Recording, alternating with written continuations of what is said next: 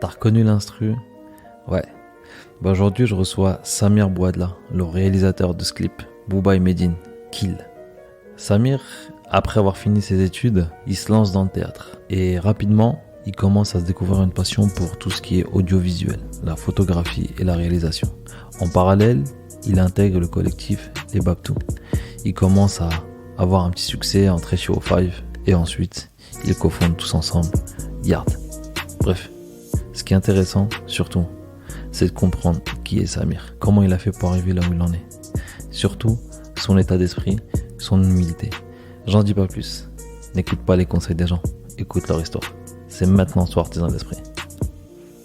Moi, j'ai une première question phare que je pose à tous mes invités, c'est comment va ton cœur? Mon cœur? Ouais. Ah bah...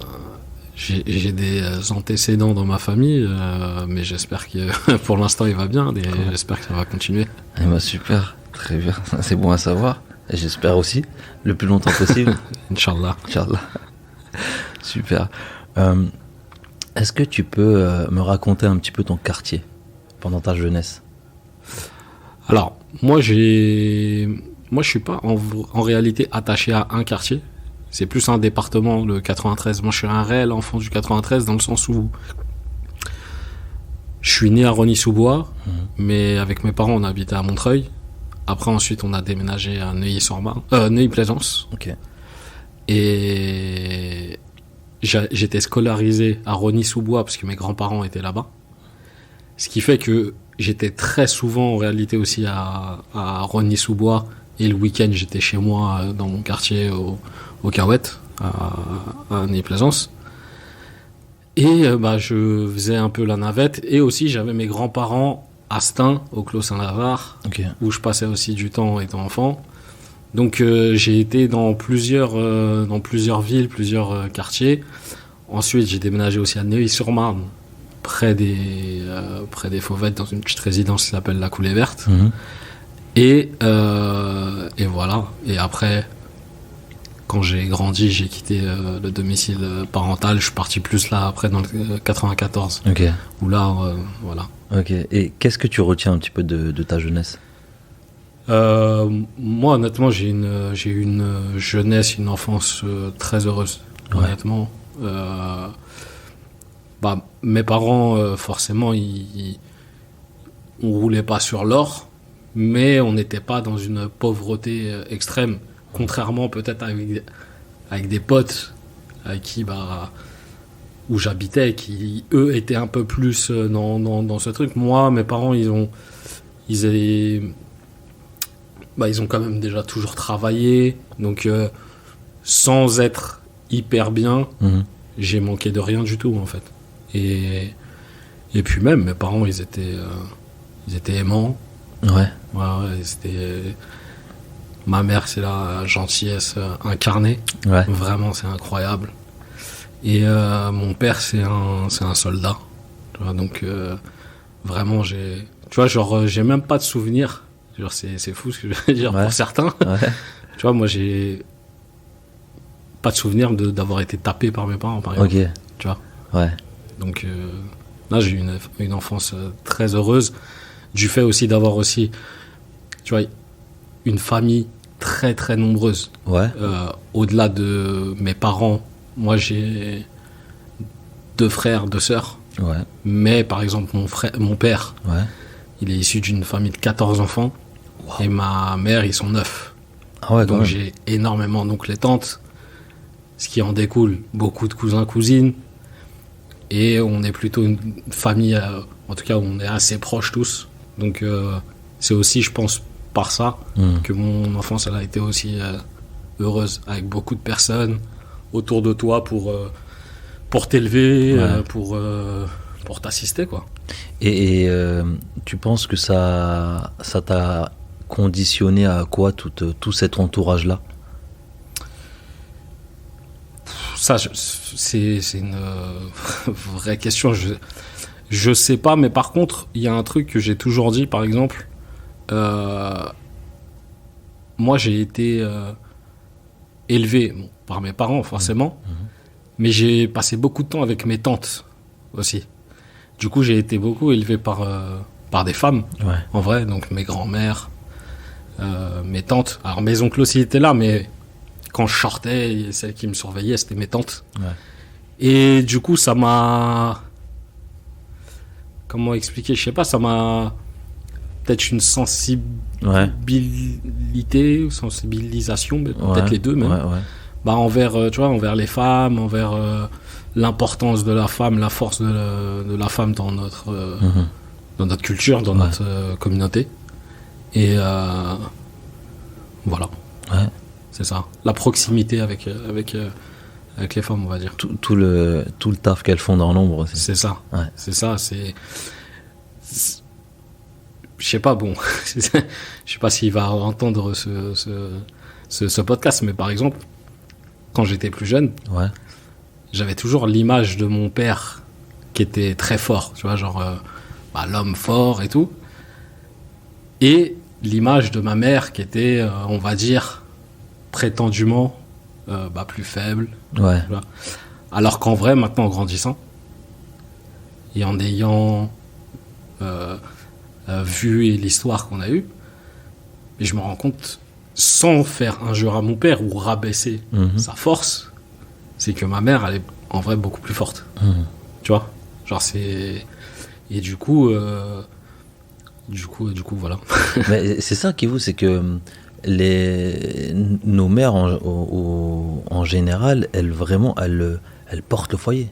Parce que dans notre tradition, c'était vraiment le père qui allait chercher l'argent et la mère qui élevait les enfants, etc. Tu vois? Alors, moi, c'est un peu différent. Moi, ma mère a toujours travaillé.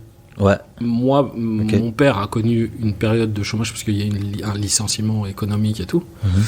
Mais après, même quand il était au chômage, moi, je vais le balancer. Bon, mais il faisait toujours des chantiers, des trucs au black et tout machin. Ok. Il travaillait toujours. Ouais. Mais ma mère a toujours travaillé. Ma mère, elle faisait les deux, en fait. Elle travaillait et elle faisait aussi le travail Mhm.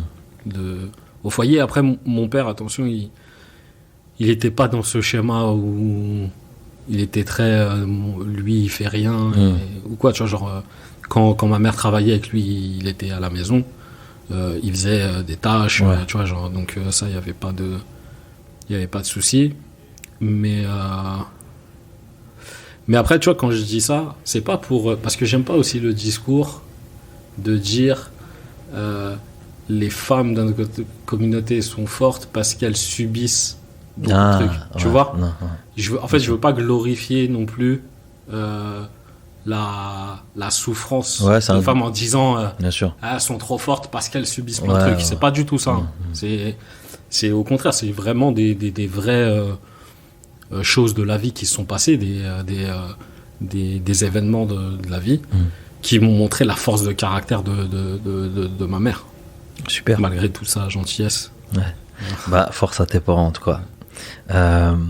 Très bien.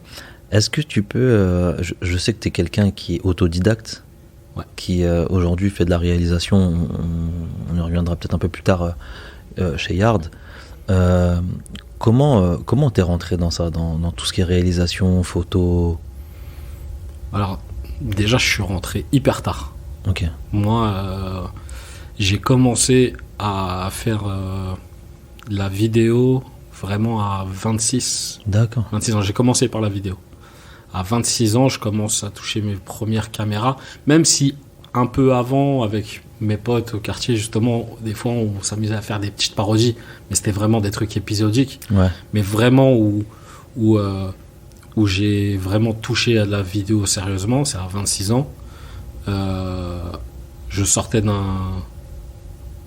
groupe de théâtre Ouais. où j'ai rencontré ce qui allait devenir des amis des amis. En fait, c'est le collectif Les Babtou. Ouais. On s'est rencontrés en fait là-bas au théâtre. Et avec ce collectif, on faisait des clips, des parodies.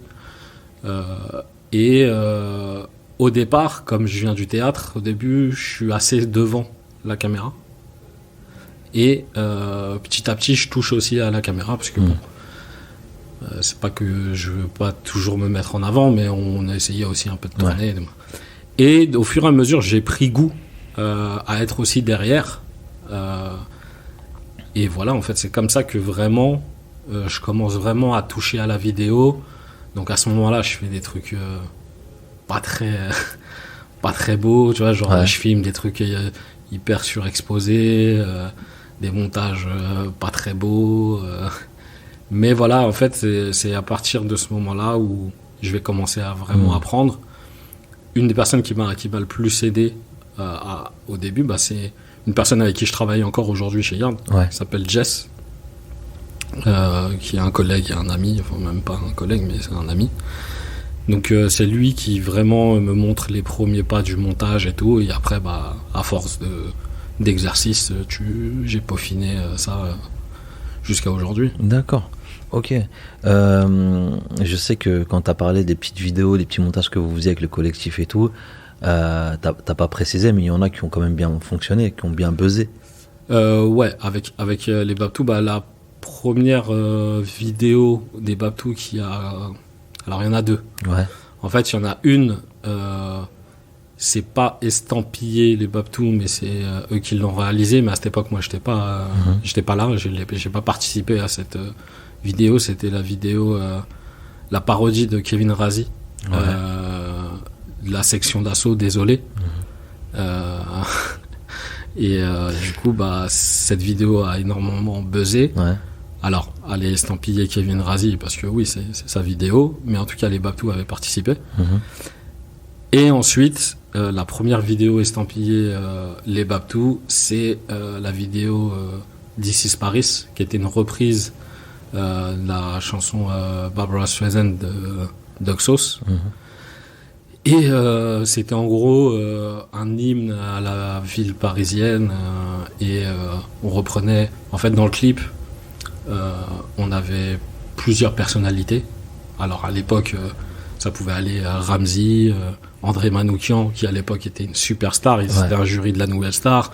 Il y a Core qui a fait une boucle pareil de la musique qu'on a incorporé dedans. Mac Taylor qui nous avait fait un couplet pour ce son-là aussi. Donc avec rien et du culot, on avait réussi à amasser beaucoup de personnes. Et du coup, ce clip, il a énormément buzzé, au point même que, par exemple, au PSG, à l'époque, à chaque but, il y avait un extrait qui passait à chaque but, et il y avait ma grosse tête au Parc des Princes. Et moi, j'ai reçu plein de textos, des fois, qui me disaient, mais wesh, Samir, comment ça, on voit ta tête au Parc des Princes, tu vois. Débat. On peut dire que ça, c'est des premiers succès, mine de rien. Ouais, bien sûr. Tu vois. Comment vous réagissez quand vous voyez ça? Bah, en fait, on reste quand même hyper calme par rapport à ça. On est content. On est content parce que bah, c'est vrai qu'on a fait des radios, on a été sollicité. On a même eu un petit encart sur le 20 minutes qui parlait de la vidéo. Ouais. Forcément, bah, après le PSG aussi, quand on voit qu'au PSG le truc, on nous diffuse dans le Parc des Princes, on discute avec le PSG. Moi, c'est un club moi je suis supporter du PSG, tu vois. Donc ça fait un truc. Ouais. Mais en tout cas, je me rappelle qu'on se dit, c'est pas fini, tu vois. C'est qu'une étape. C'est qu'une étape. C'est qu'une étape. À ce moment-là, est-ce que vous aviez déjà une ambition, une vision, ou c'était que du kiff et ça tapait des barres avec les vidéos? Bah, il y avait une vision, ou des envies en tout cas, Ouais. peut-être. Mais après, c'était quand même du kiff, et tu vois, genre, on faisait un peu les trucs vraiment spontanément, je pense que c'était ça. Et après, il y a un membre du groupe qui était quand même assez fort et qui avait disons, c'était Nabil Chakali, qui est aujourd'hui comédien et tout, qui était un membre fort des Babtou, et qui, lui, c'est vrai, parfois on le prenait même un peu pour un fou, mais il avait tout le temps, c'est quand même lui qui avait quand même des idées de faire ce truc, mais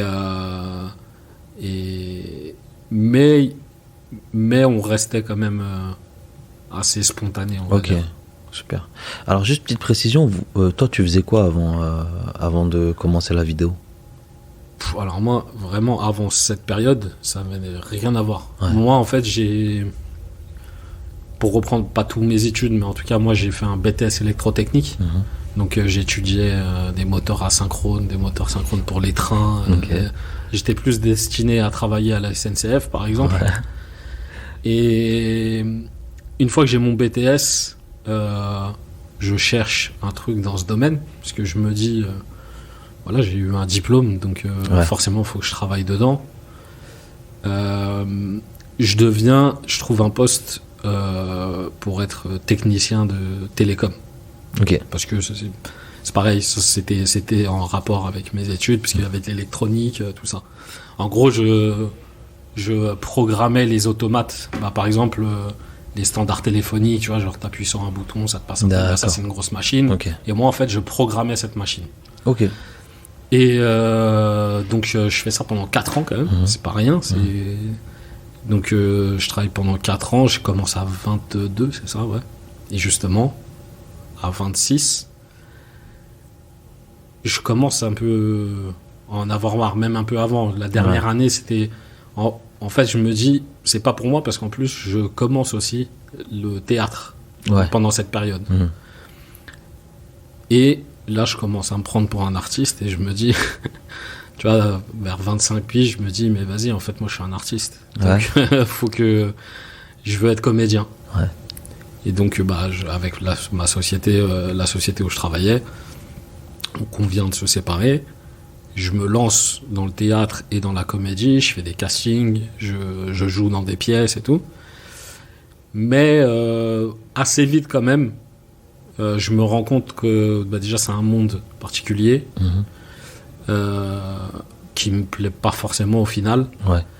Et du coup, là, en même temps, je fais les vidéos, comme je t'ai dit tout à l'heure, avec le collectif, tout ça. Et j'ai trouvé une autre voie, un peu naturellement, en fait. Ouais. Enfin, C'était par fluide. hasard, et en même temps naturellement. Tu vois. Et parce que là, quand tu négocies un licenciement, c'est-à-dire qu'il y a quand même une sécurité derrière, il y a un peu de chômage qui rentre et tout, donc ça va, t'es pas trop... C'est ça, ouais. Tu vois. Ok, d'accord. Ouais, non, c'est pas... En fait, c'était mon premier CDI, il y a 22 ans. J'ai un CDI.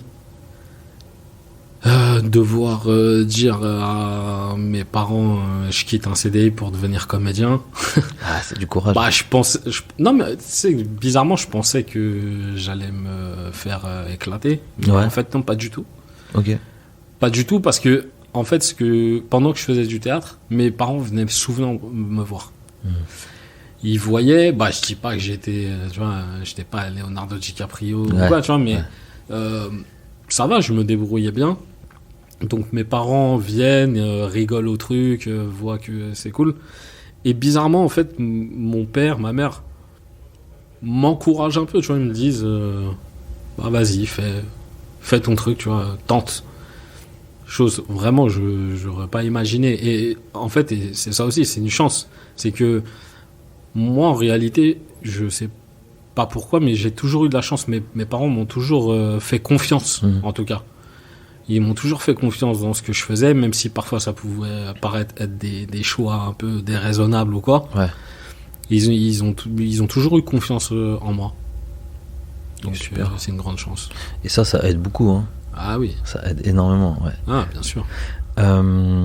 Est-ce que dans par exemple cette transition-là, est-ce que il y a eu un moment, une espèce de déclic qui t'a fait dire c'est sûr maintenant je veux rester que dans la vidéo, que dans ce thème-là, ou ça s'est fait progressivement? En fait, tu vois, à la suite de quand il y a le clip This Is Paris qui sort, des Babtou, donc on a eu beaucoup de sollicitations. Et il y a un événement qui forcément aujourd'hui n'est pas anodin et qui fait que tout après en découle, c'est qu'on est contacté par Johan Pratt, qui à l'époque est en train de lancer la chaîne O5 TV. Et il cherche à nous rencontrer parce que au départ il diffuse le clip sur la chaîne. La chaîne est vraiment là, je crois on est en octobre 2010. Non, la chaîne est lancée en octobre 2010. Nous, le clip il sort en décembre. Donc la chaîne elle n'a même pas 2 mois. et il diffuse que des clips. Et ensuite, il diffuse donc le clip This is Paris. On se rend compte, première approche comme ça, et ensuite il veut nous rencontrer parce que, comme il monte une chaîne de télé, il veut se constituer une équipe. Et on fait ce rendez-vous en décembre 2010. Et après, c'est là que l'aventure, on va dire, c'est là que, peut-être ça s'est pas fait tout de suite, mais c'est là que je me dis, en fait, genre, il y a un truc à faire dans la vidéo. J'ai envie de faire ça, en tout cas. Ok, d'accord. Après ça, donc, c'est quoi tes plus beaux souvenirs dans ce métier-là, dans la vidéo? Qu'est-ce qui en ressort là? Des souvenirs, honnêtement, il y en a énormément. C'est incroyable, mais aussi bien des souvenirs d'équipe. Quand je te dis, on commence l'aventure au Five, on est une petite équipe. On est 5-6. Ouais. En faisant énormément, forcément, des sacrifices au début. Mais on a une telle une telle envie de travailler, une telle envie de se donner, de faire un bon truc. Moi, en vrai, en fait, voilà, c'est simple. Honnêtement, de 2011, parce que c'était décembre 2010, début 2011 jusqu'à aujourd'hui, j'ai pas vraiment eu l'impression de travailler. Tu vois, genre, je vais pas à l'usine, en fait. Ouais. Tu vois? Et c'est une chance incroyable. Ouais. C'est fou. Genre. T'as pas de boule au ventre. Ouais, j'ai pas de boulot. Bon, après, il y a eu des moments très chiants. Hein. Ouais. Genre, mais tu vois, genre, si je dois penser dans la globalité, genre, je referais pareil. Genre, tout ce qui a été fait, je le referais. Non. C'est beau à entendre ça. C'est une chance incroyable, vraiment. Franchement, est-ce que parce que tu parles de chance, moi personnellement la chance, j'y crois pas trop, tu vois, dans le sens où tout ce que t'as fait, c'est juste t'as pris la décision, t'as assumé ton truc, quitter un CDI, surtout à cette époque, c'est pas un truc qui se fait, que après tout à l'heure quand je dis ouais c'est courageux, c'était pas par rapport aux parents, mais plus par rapport au fait de se dire quitter un CDI pour faire de l'acting et tout, tu vois, un truc dont t'as pas forcément énormément d'expérience et où c'est très difficile de rentrer et tout, de se faire une place, c'est dans ce sens-là aussi, c'est que t'as quand même pris des risques. Non, c'est clair, mais c'est bizarre parce que tu vois, moi quand j'en parle, comme t'as dit, moi j'ai fait les choses de manière je suis quelqu'un de très réfléchi. Ouais. Tu vois, je suis pas un fou, tu vois. Mais c'est vrai que quand, par exemple, je prends une décision, je le fais tout de suite. Et parfois, peut-être sans réfléchir, tu vois, dire on verra demain, tu vois. Ouais. Genre, on verra. Et au pire, si ça marche pas, là, j'ai un petit chômage. Ouais. Parce que c'était pas un chômage de fou, hein. Un petit chômage et j'irai faire autre chose. Parce que moi, j'ai pas tout dit, mais tu vois, moi, dès l'âge de 16 ans, je travaille. Ouais. Moi, je commence dès 16 ans. J'ai commencé McDonald's. Après, j'ai fait dans des primeurs, tu vois, des marchés. J'ai fait du secrétariat. Okay. Donc, moi, le travail ne me fait pas peur. Si ça doit s'arrêter, demain, je retrouverai un autre travail, même dans une autre branche. Je m'en fous, en fait. Je serai pas à la rue. Okay. Alors, déjà, je serai pas à la rue parce que j'irai travailler, je chercherai un taf. Ouais. Mais en plus de ça, j'ai une famille. J'ai une famille qui est hyper présente. Comme j'ai dit, j'ai une famille nombreuse. Donc j'ai cette sécurité-là que peut-être parfois des gens n'ont pas cette chance. Tu vois, genre d'avoir ce soutien et tout. Et voilà. Donc un poids psychologique en moins en vrai. Ouais, clairement. Ouais. Clairement.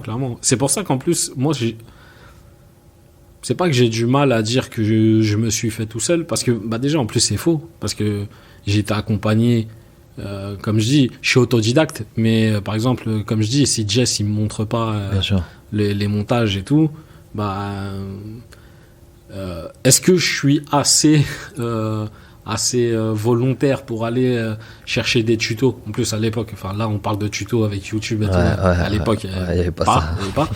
Donc tu vois, genre je sais pas si j'avais pas eu quand même ces gens-là Ouais. qui m'ont aussi boosté. Jess qui m'a aidé et montré mis les premières mains dans le montage. Nabil qui m'a motivé pour l'acting, pour quand on faisait du théâtre et tout, et puis même pendant qu'on est sur le collectif, qui était hyper proactif. Ouais. Tu sais, ça t'aide, Bien sûr. Après, bien sûr, après la rencontre avec Johan Pratt, elle est primordiale. Ouais. Non, en fait, c'est pour ça, j'ai du mal à dire autodidacte, mais tu fais pas tout seul, en fait. Ouais, je vois très bien. T'es pas tout seul. Ouais, jamais tout En fait, c'est ça. C'est que durant mon parcours, j'ai jamais aussi été tout seul. Tu vois, même quand on fait O5 et que, par exemple, après, on quitte O5 pour des désaccords, tout ça, et ensuite, après, on fait Yard, c'est un moment très dur. Ouais. C'est un moment très dur parce que bah, tu quittes un truc que t'as quand même fait grandir, créer. Tu pars du coup sans rien, sans argent, et du coup, si t'es tout seul, c'est très compliqué peut-être de rebondir. Mais là, on était une équipe. Toute une équipe, on est parti et on a créé Yard. Et je l'ai pas cité encore, mais il y a après le cofondateur de Yard aussi qui a joué un très grand rôle, Tom Brunet. Ouais. Donc Tom Brunet et Johan Pratt qui fondent Yard, et nous on fait partie de l'équipe fondatrice parce qu'on a suivi de O5 à Yard. Comment l'idée est venue? Qu'est-ce qui s'est passé en fait? L'idée de faire Yard? Ouais. Non, bah il y a le coup de la déception de quitter O5 forcément, comme j'ai dit, et après bah très rapidement le fait aussi, donc comme j'ai dit, qu'on soit une équipe, qu'on soit resté soudés, bah on se dit c'est vrai que tout aurait pu éclater, après chacun va avoir, voilà, pour l'instant je vais retourner travailler au McDo ou quoi, mais non, on est resté soudés parce que sous la houlette, bah, par exemple de Tom Brunet et de Johan Pratt, qui ont été bah, très solidaires aussi, on a décidé de forcément de repartir sur un nouveau truc, parce que le savoir-faire on l'avait, les choses c'est nous qui les avions faites, donc on s'est dit mais en vrai faisons notre truc en fait, Ouais. plutôt que de le faire pour quelqu'un d'autre, faisons notre truc. Et donc très rapidement on quitte O5 en juillet 2013. En mars 2014 on lance officiellement Yard. Donc il y a eu un travail en amont, bien sûr, entre juillet et mars. Mais en mars 2014, on lance Yard. Et voilà. Ok, vous avez rapidement rebondi, hein, parce qu'en moins d'un an, Ouais, c'est mais encore une fois, je pense qu'on a rapidement rebondi parce qu'on était une équipe solide. avec les compétences très élargies pour chacun. Donc, à la manette, il y a Tom Brunet et Johan Pratt, mais on avait des graphistes, on avait des vidéastes, des photographes, des gens à la DA. On avait ça en fait. Il n'y avait pas besoin de retrouver un autre truc. Donc, on réagit vite, et parce que aussi, on n'avait pas le choix. Ouais. Genre, comme j'ai dit, à un moment donné, faut payer le loyer. Parce que là, à ce moment-là, par contre, moi, mon chômage, il n'est pas éternel. Là, je l'avais plus, le chômage. Ouais.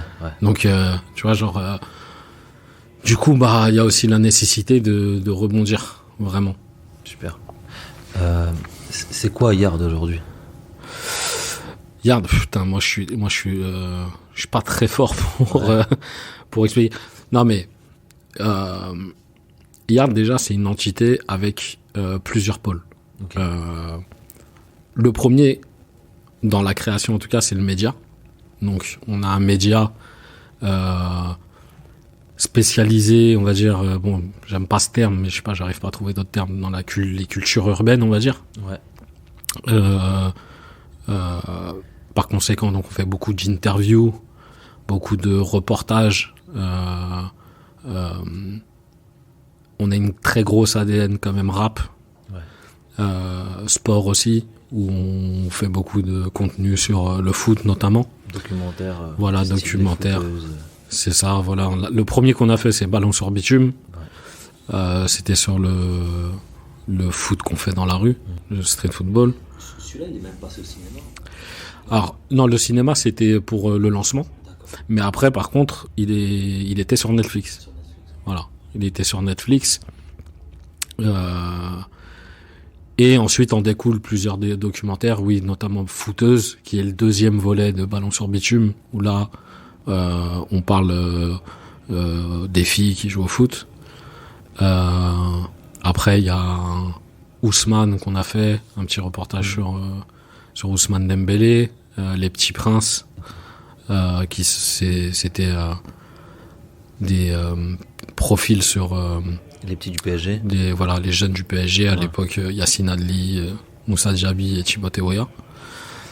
Donc voilà, il y a plein de petits trucs qui ont découlé, mais c'est vrai qu'à la base, on a une grosse ADN musique. Ok. Voilà. Ensuite, il y a un pôle qui a toujours existé aussi, c'est le pôle événementiel, où on fait beaucoup de soirées, des soirées hip-hop, tout ça. Il y a des gens qui connaissent Yard, par exemple, qu'à travers ça, vrai, ouais. voilà, à travers les soirées.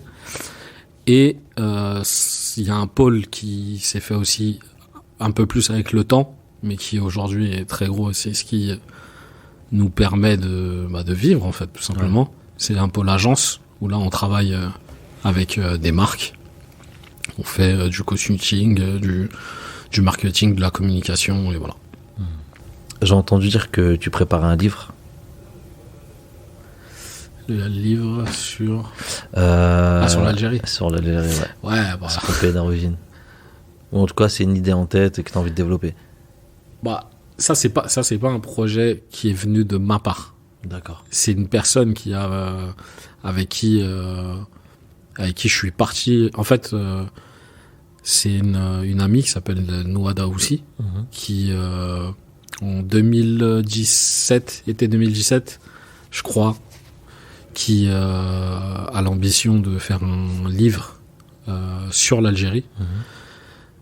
Et on fait le tour de l'Algérie. Du coup, on est 3. On fait le tour de l'Algérie en plusieurs voyages sur 2 ans, je crois on en fait 6. Et à chaque fois, on va sur différents coins de l'Algérie. Quand on me propose ça,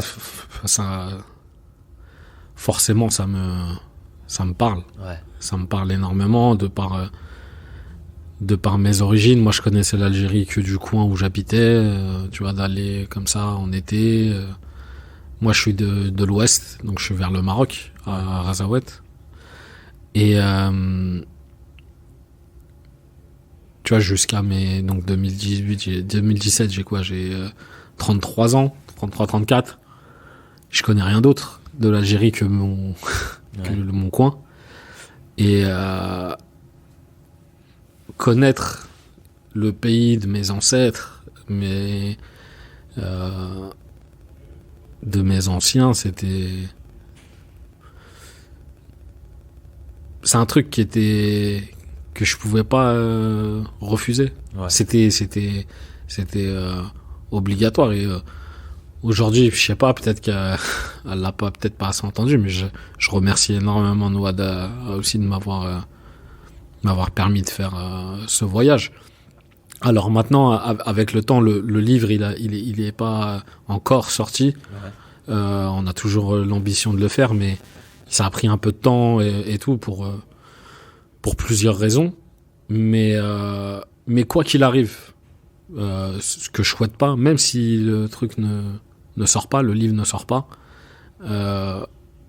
j'ai des images dans la tête. Après, j'ai aussi les images sur physique. Ouais. Et parce que moi, je m'occupais de faire des photos D'accord. là-bas. T'as une anecdote ou une expérience à raconter? En fait, tu sais, avant de faire le tour de l'Algérie, même si je suis algérien, voilà, c'est pas que j'avais des appréhensions, mais je me dis, mais tu sais, on fantasme un peu toujours, mais on se dit, mais comment on fait pour, tu sais, pour voyager, pour faire le tour de l'Algérie, tu vois, qui on va rencontrer, est-ce que ça va être relou, est-ce que, tu sais, en plus, quand on va s'enfoncer dans le désert, pareil, là, on commence à te sortir des histoires comme quoi ça peut être dangereux, ça peut être... Et au final, en réalité, j'ai pas d'anecdote parce qu'en fait, tout s'est très bien passé. Ouais. Moi, j'encourage vraiment les Algériens, mais pas que les Algériens, mais en tout cas les Algériens, parce que les Algériens, on est très forts pour dire, tu vois, 1, 2, 3, vive l'Algérie, mais parfois, faut aussi le faire. Et j'encourage tous les Algériens à visiter ce pays. Vraiment, c'est un pays incroyable. On se rend même pas compte. Comme moi, hein, comme j'ai dit, jusqu'à 33 ans, je connais qu'un endroit d'Algérie. Ouais. J'ai l'impression que l'Algérie, c'est ça. Mais il y a une diversité de paysages, il y a une diversité de populations. Les Algériens à Alger, ils n'ont rien à voir avec les Algériens qui sont à Tamanrasset ou à Djanet, tout en bas à l'extrême sud. C'est incroyable. Vraiment, j'ai l'impression d'avoir visité 5 pays, en fait, alors que j'en ai fait qu'un. C'est fou. Ouais, est-ce que c'est en partie ce voyage-là qui t'a donné envie de réaliser, enfin, d'aller en Algérie pour réaliser le clip Kill de Medine avec Booba? Alors, c'est pas ce voyage-là qui m'a donné l'envie, ouais, mais c'est ce voyage-là qui a donné envie à Medine de me confier le clip. Okay. Alors, dans un premier temps, il me le confie pas. Ouais. Dans un premier temps, il m'appelle pour me dire, Samir, on va en Algérie, j'ai besoin d'un caméraman pour faire des images. Je dois pas faire le clip au départ. Okay. Et justement, il me dit, comme je sais que t'as fait le tour de l'Algérie, que tu connais machin et tout, bah tant mieux. En plus, t'es algérien, t'as l'avantage d'avoir un passeport algérien, donc pour les démarches, c'est moins galère. Et le lendemain, ou même quelques heures après, il me rappelle, il me dit, bah tu sais quoi, Samir, au final, c'est toi qui vas faire le clip. Okay. Tu vois. Donc clairement, c'est ce voyage qui m'a permis en partie de le faire, parce que bah après, j'espère que Medine a quand même aimé mon travail. Enfin non, mais il me l'a déjà dit, mais en tout cas, je pense, enfin de toute façon, oui, il me l'a dit. Ça y a joué, le fait d'avoir fait ce voyage, parce qu'il m'a dit qu'il avait vu déjà mes stories, je faisais des stories, tout ça de mon voyage. Parfois, il réagissait, il a trouvé ça beau. Et donc, je pense qu'au moment où il s'est dit, j'ai besoin de quelqu'un pour aller en Algérie, bah, ça a tilté. Ça a dit, bah, Samir, il s'est filmé, il peut prendre des photos. Et donc, vas-y. Hein. Lourd. Moi, j'ai kiffé le clip. Hein. Perso, ça change des clips de Booba. J'ai trouvé très authentique, très naturel aussi le clip. Ouais. Franchement, j'ai kiffé. Et justement, j'ai vu le best-of, le behind the scene de Yard, justement, par rapport à ce clip-là. Et c'est toi aussi qui filme. Ouais, parce que, bah, en fait, donc, je vais pour faire le clip. Et, sur Yard, on a un format qui est behind the scene, d'un clip, justement. Ou en tout cas, d'une journée, d'un artiste. Et je me dis, bah, tant que je fais le clip, autant rentabiliser et aussi ramener un autre contenu où justement, tu vois, tu parlais d'authenticité et tout. Moi, par exemple, ma manière de filmer, à chaque fois, on me dit, c'est quoi ta patte, c'est quoi ton truc. J'ai jamais réfléchi à ça, mais c'est vrai que en réalité, quand je me pose et ce que je vois et je vois ce que j'ai fait, j'ai une façon de filmer très reportage et documentaire, on va dire. Donc, quelque chose de très réel. Ouais. Et, tu vois, je suis pas trop dans la scénarisation, tout ça. Et du coup, c'était une volonté de ma part de faire ce clip de cette manière, de montrer un peu le quotidien, ne pas mettre d'effets sur le clip, de pas mettre tu sais, d'effets spéciaux, même j'ai fait le choix de mettre un étalonnage très alors bien sûr il y a des couleurs, mais il reste quand même aussi un peu neutre avec du coup ça, je suis très content en fait quand on me dit ce que tu viens de dire par exemple, que t'avais pas vu Booba de cette façon dans beaucoup de clips, c'est un des plus beaux compliments, parce que par exemple je me rappelle que quand je fais le montage du clip, il y a la scène où Booba rigole avec les petits. Quand je l'ai mise cette scène, je me suis dit c'est marrant, on le voit pas beaucoup comme ça, tu vois, alors que moi sur le tournage, franchement Booba est très très carré, à l'heure, hyper respectueux, hyper marrant aussi. donc non, c'était hyper bien passé, et Medine c'est incroyable. En fait c'est incroyable parce que tu sais, moi je m'y suis mis très tard, comme j'ai dit, à la vidéo, et donc jusqu'à 26 ans et donc avant j'ai écouté Booba, j'ai écouté Medine.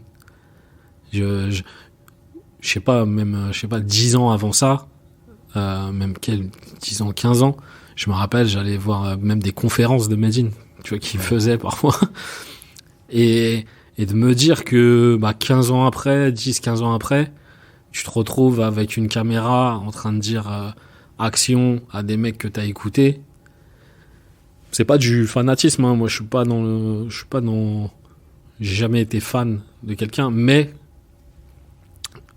je me dis, c'est quand même très marrant. Je me serais jamais imaginé, en tout cas, qu'un jour, je dirais, là, on va faire ci, on va faire ça à Booba ou à Medine.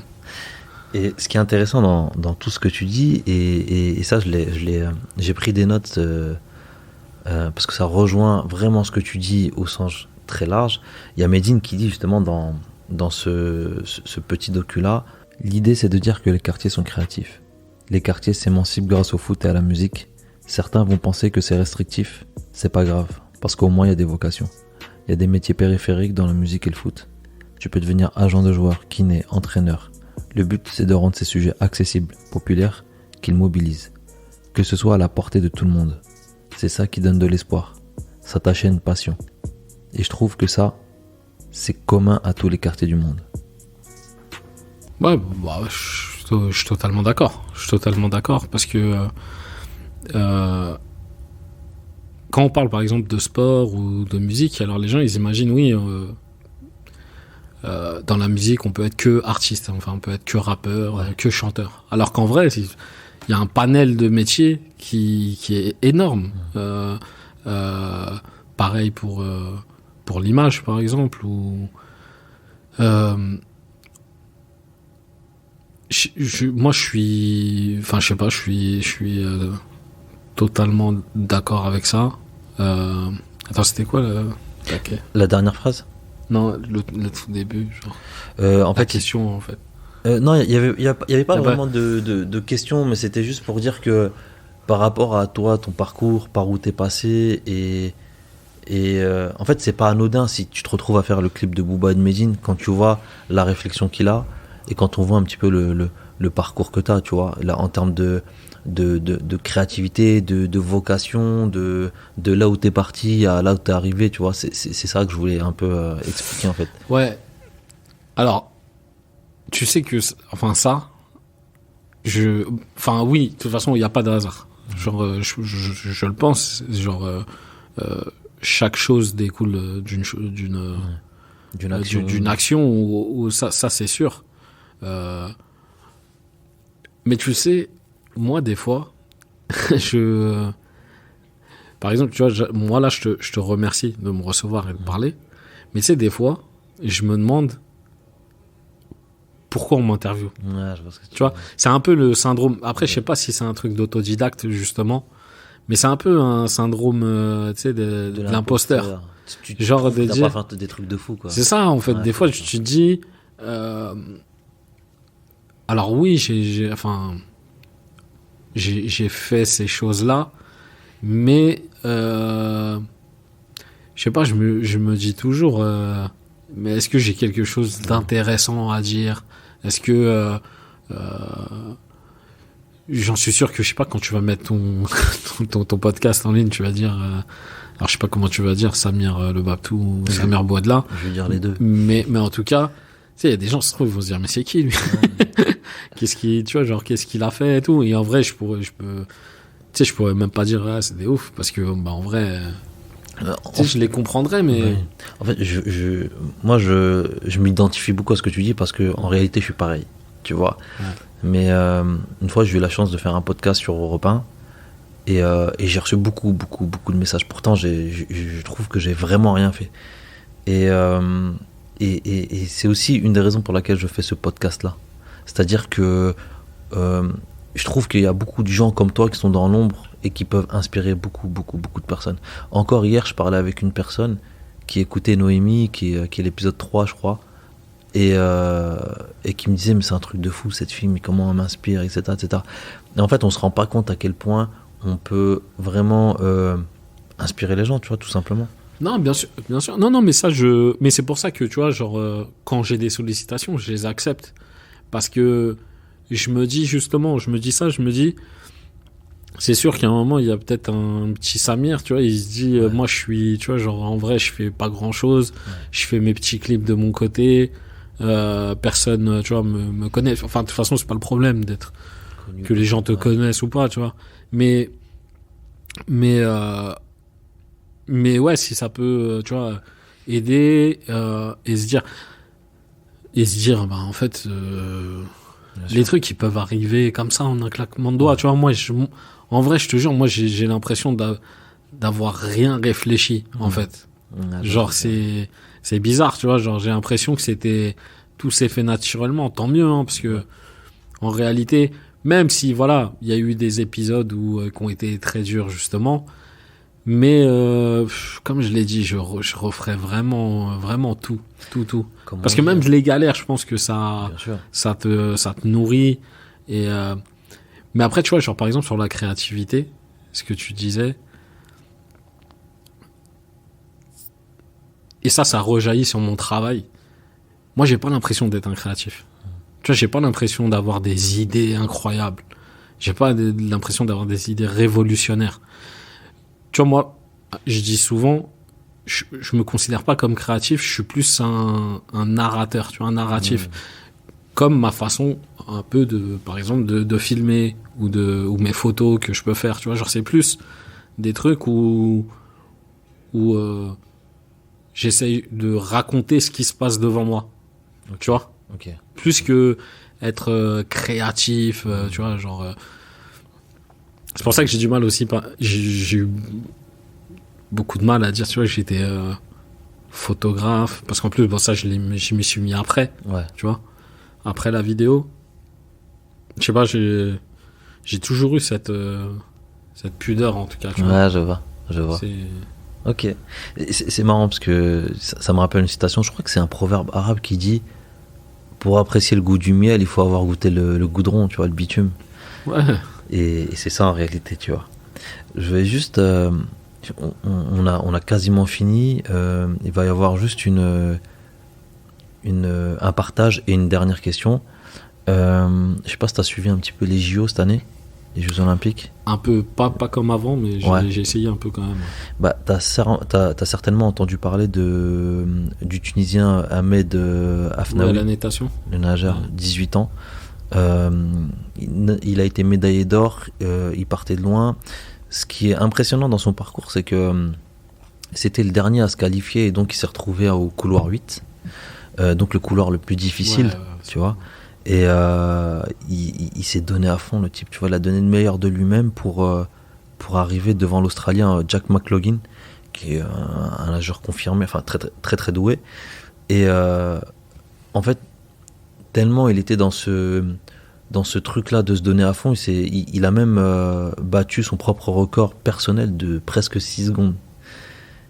Et en fait, si je dis ça, c'est juste parce que ce que je retiens à travers tout ce qui a été dit, c'est que déjà, c'est pas parce que des personnes sont devant nous, qu'elles sont meilleures que nous, ou qu'elles ont plus de facilité qu'on peut pas, nous, forcément y arriver.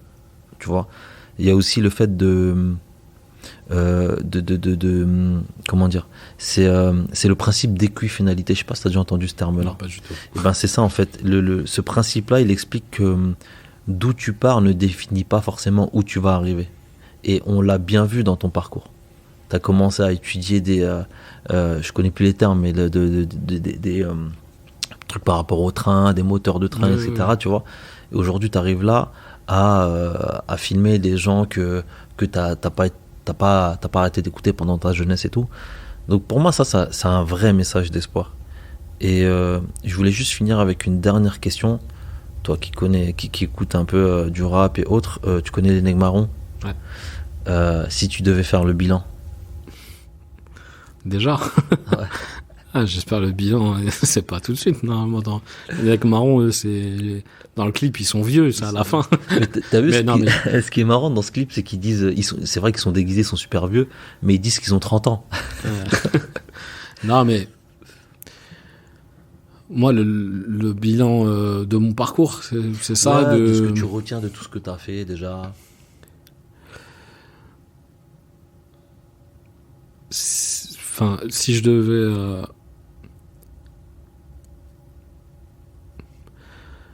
En fait, j'ai pas envie de paraître bateau, tu vois, non, ce que je vais dire, parce que tu sais, il y a toujours les fameuses phrases, faut écouter tes rêves, tu vois, genre va au bout de tes rêves. Ouais, ça paraît, tu vois, genre normal que je dise ça en vrai, parce que moi j'ai fait les choses sans avoir mais moi en fait je remercie vraiment toutes les personnes, en tout cas voilà, je remercie toutes les personnes qui ont été sur mon chemin, qui m'ont aidé. Alors parfois peut-être je leur ai même pas dit, ils le savent pas, tu vois, genre tu sais, quand je parlais tout à l'heure de mon pote Jess, Nabil et tout, ça se trouve je l'aurais jamais formulé, tu vois. Mais ça a été des personnes très importantes, tu vois, genre même si parfois aujourd'hui, peut-être à Nabil on se voit un peu moins parce que quotidiennement je travaille avec Jess, donc je le vois plus souvent que Nabil maintenant, mais et j'oublie pas Félix, hein, parce que dans les Babtou il y avait aussi Félix, j'en ai pas parlé, mais bref, moi je sais pas, ça me perturbe en fait cette fin de fin de truc, je sais pas.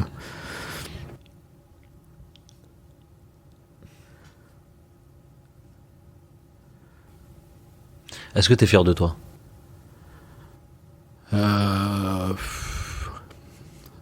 Ouais, non, ça je suis fier, clairement. Après, tu sais, il y a toujours j'ai énormément, et encore aujourd'hui, des pertes de confiance quand même. Tu vois, genre des moments où tu te dis est-ce que ce que je fais est bien, est-ce que ce que je fais plaît, quel est le but de ce que je fais, tu vois, genre par exemple sur mes photos, parfois sur Instagram, quand je poste une photo, je me dis mais pourquoi je la poste en fait cette photo, tu vois, quel est le but de poster cette photo là, tu vois, genre des fois j'ai des phases comme ça, alors des fois qui te paralysent un peu pendant quelques temps, tu vois, même sur les vidéos, tu vois, justement moi parfois le fait de ne pas me sentir créatif, des fois ça peut me bloquer, tu vois, parce que je me dis est-ce que en fait ce que je fais est incroyable, tu vois, genre C'est peut-être un peu la limite. Je parle pour moi là, pas pour. Mais c'est peut-être un peu la limite de ma façon de faire. Tu vois, d'être un peu narratif, comme je dis. Est-ce que je suis peut-être pas assez acteur, assez déterminant dans ce que je fais? Est-ce que je dois pas être plus acteur du truc, tu vois? Mais d'un côté, j'ai pas trop l'envie de mettre trop en avant. Ok. Tu vois, il y a plein de sentiments comme ça qui parfois se bousculent, dû à mon éducation, dû à plein de trucs. Mais en tout cas, le bilan que je fais, c'est oui, effectivement, je suis fier de moi. Vraiment, en réalité, parce que sans rentrer dans les détails,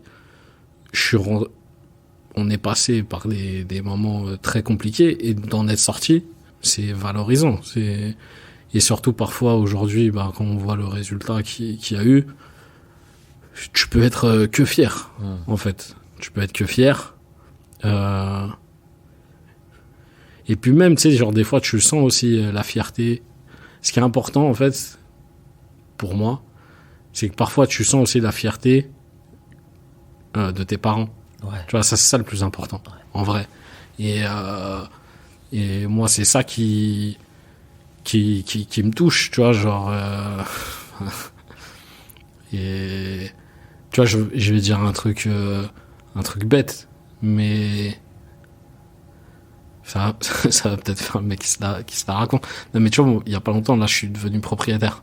Ouais. C'est un truc pour moi qui était inimaginable. Ok, je vois. Mais vraiment.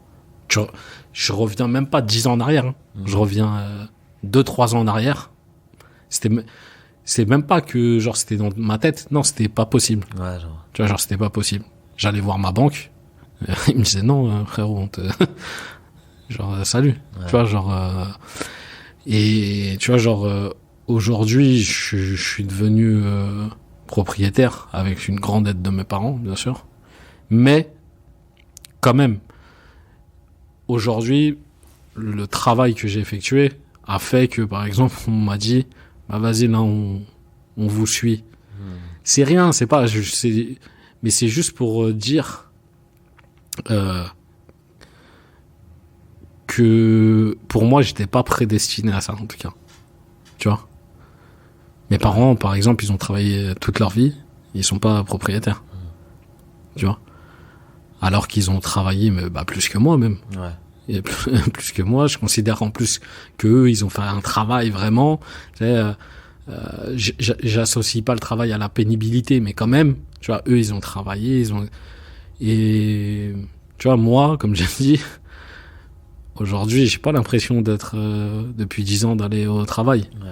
Parce que quand je vais au taf, je suis avec des potes, je suis avec des amis, on rigole, on passe du bon temps.